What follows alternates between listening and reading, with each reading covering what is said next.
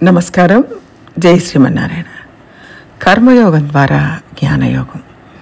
మనం కర్మయోగం ఆచరించడం ఎంత ముఖ్యమైంది అనే విషయాన్ని ఈ మధ్యలో చెప్పుకున్నాం. కామం, క్రోధం అనే రెండు ఇంద్రియాలు, మనసు, బుద్ధి అనే మూడింటిని పట్టుకొని పీడిస్తుంది.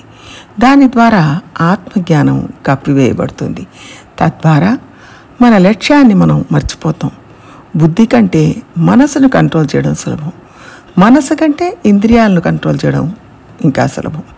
అందువల్ల వాటిని అంటే ఇంద్రియాలను కర్మయోగంలో వినియోగిస్తే ఇంద్రియాలు మన కంట్రోల్లో ఉంటాయి. దాని ద్వారా ఈ అపాయం నుంచి మనం బయటపడవచ్చు అని కర్మయోగం ఆచరించాల్సిన ఆవశ్యకత గురించి చెప్పుకున్నాం. ఇప్పుడు ఇదే విషయాన్ని ఇంకొక కోణం నుంచి చూద్దాం. ఒకళ్ళు నడుస్తూ ఉన్నారు, గబుక్కని కళ్ళు తిరిగి పడిపోయారు. లేదు, చలిలో నడుస్తున్నప్పుడు చలికి తట్టుకోలేక పడిపోయారు. లేదు, నీళ్లల్లో పడి బాగా నీళ్లు తాగేశారు.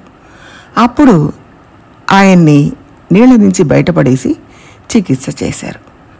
ఆ సమయంలో ఆయనకు స్పృహ లేదు, స్పృహ తప్పిపోయారు, మనసు పనిచేయదు. మనసును రివైవ్ చేయడం కోసం అరికాళ్ళు, అరిచేతులు రుద్దుతారు. గుండె మళ్ళీ పనిచేయడం కోసం గుండె మీద ఒత్తిడి చేస్తారు. ఒకవేళ నీళ్లు మింగి ఉన్నట్టయితే దాన్ని బయటికి తెప్పిస్తారు. ముఖం మీద కాస్త నీళ్లు చల్లుతారు. ఈ క్రియలన్నీ శరీరానికి చేస్తున్నారు. దీనివల్ల ఆయన కళ్ళు తెరిస్తే ఏమంటాం? మళ్ళీ పూర్వస్థితికి వచ్చారు, బుద్ధి పనిచేస్తోంది అని అంటాం. మనసు, బుద్ధి ఇవన్నీ జ్ఞానానికి సంబంధించినవి. కానీ మనం చేసినంతంతా శరీరానికి చేసాం. ఇక్కడ మనం శరీరానికే మొత్తం ట్రీట్మెంట్ చేసాం. కానీ జ్ఞానం రివైవ్ అయింది. అంటే మన జ్ఞానాన్ని పొందాలంటే కర్మల ద్వారానే పొందగలుగుతాం.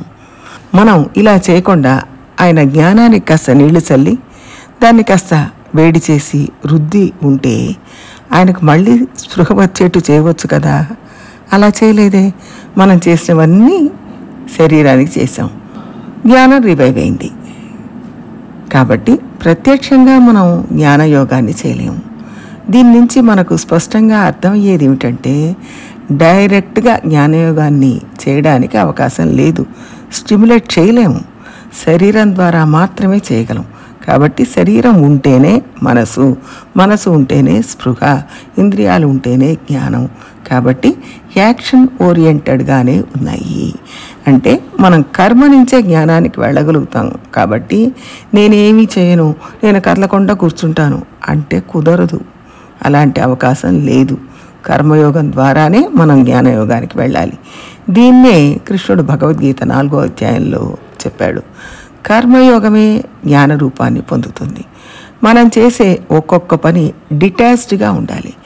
డిటాచ్డ్గా అంటే దాని ఫలితం మీద కోరికతో చేయకూడదు, ఫలితాన్ని ఆశించకుండా చేయాలి. భగవంతుడు చెప్పాడు కాబట్టి చేయాలి. అలా చేసేటప్పుడు ఈ కర్మయోగం ద్వారా జ్ఞానం రూపుదిద్దుకుంటుంది. ఇట్లా జ్ఞానాన్ని పొందగలుగుతాం. అంతే తప్ప జ్ఞానయోగాన్ని డైరెక్ట్గా చేయడం కష్టం, సాధ్యం కాదు.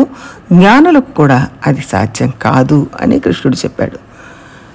తర్పణం చేయడం ఎందుకు? నైమిత్తిక కర్మలు ఎందుకు చేయాలి? నిత్య అనుష్ఠానాలు ఎందుకు చేయాలి అని కొంతమంది అడుగుతూనే ఉంటారు.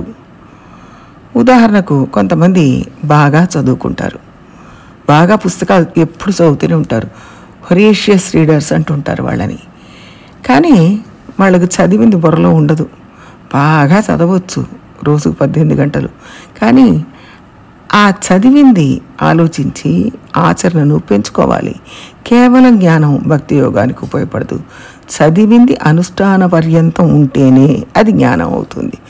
మనం పొందిన జ్ఞానం కర్మలోకి మారాలి. భగవంతుడికి జీవాత్మ దాసుడు అని చదివాం, బాగా అర్థమైంది. ఆచరణ దాకా రాకపోతే ఆ జ్ఞానం వల్ల ప్రయోజనం ఏముంది? ఏమీ ఉండదు. భగవంతుడికి మనం కైంకర్యం చేసినప్పుడు మనం దాసులం అన్న జ్ఞానం సిద్ధిస్తుంది. కర్మయోగం ఎలా చేయాలి అంటే శాస్త్రాల్లో ఏం చెప్పారో అలా కైంకర్యం చేయాలి. అప్పుడు అది కర్మయోగం అవుతుంది. కాబట్టి పుస్తకంలోంచి వచ్చిన జ్ఞానం బుర్రలోనే ఉంటే ఉపయోగం లేదు. ఆచరణ దాకా పర్యవసిస్తేనే అది జ్ఞానంగా రూపుదిద్దుకుంటుంది. కాబట్టి కర్మయోగం కావాలి. అది జ్ఞానయోగానికి లీడ్ చేస్తుంది. అందుకనే ఆచార్యులు ఎప్పుడు కర్మయోగం చేయమనే చెప్తూ ఉంటారు. మనం కూడా ఆచార్యుల మాటని పాటించి కర్మయోగాలు చేస్తూ ఉందాం. జై శ్రీమన్నారాయణ.